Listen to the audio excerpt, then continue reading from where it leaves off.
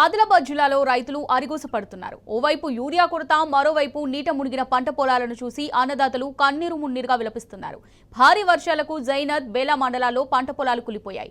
పెనుగంగా నది పరివాహక ప్రాంతాల్లోని పలు గ్రామాల్లో వరదలకు దెబ్బతిన్న పంట పొలాలను మాజీ మంత్రి జోగు రామన్న పరిశీలించారు.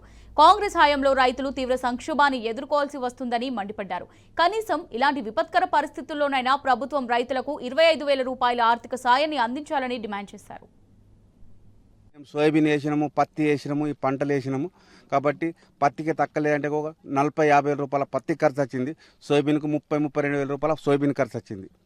ఇదివరకు ఏ నాయకులు రాలేదు, రూలింగ్ పార్టీ లీడర్లు ఎవ్వరు సుఖ రాలేదు. ఇదివరకు ఏ పార్టీ లీడర్లు రాలేదు, కారులు సుఖ ఎవ్వరు రాలేదు.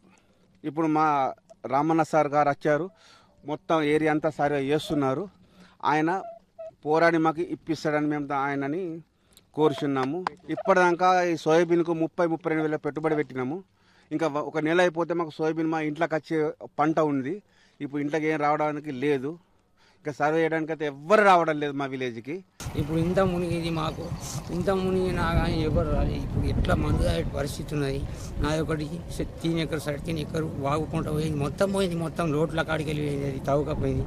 మరి ఎట్లా ఆదుకుంటాడా ఆదుకోడా, మరి పిట్టెకేసినట్టు ఇట్లా చచ్చిపోయినాక ఆకిట్లో లేవాడు పిట్టెకి ఎట్లా కావాలి కాసుకున్న అట్లున్నది మా పరిస్థితి. రమణ సార్ అన్న ధైర్యం ఇచ్చి వచ్చిండు, మాకు ధైర్యం వచ్చింది. అంతా మాకు కొనతందుకు డబ్బులు ఇప్పుడు లేవు, ఇప్పుడు ఇత్తనాలు కొనతందుకు డబ్బులు లేవు. మరి ఎట్లా చేసుకుంటే ఈ పరిస్థితి ఏం కారణమో మాకు దయచేసి మాకు ఆదుకోవాలని మేము 2 జోగులు పట్టేరు పోసినాము, 3 జోగులు స్ప్రే చేసినాము. బాగా నష్టం జరిగింది.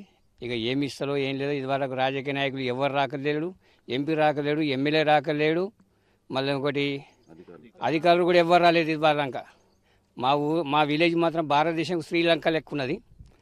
ఎవరు పట్టించుకోగలేదు, ఎవరు రాకలేదు. జైనద్ మండలమా, కరంజీ, పెండలవాడ, ఈ 2 మునిగితే ఎక్కువ శాతం.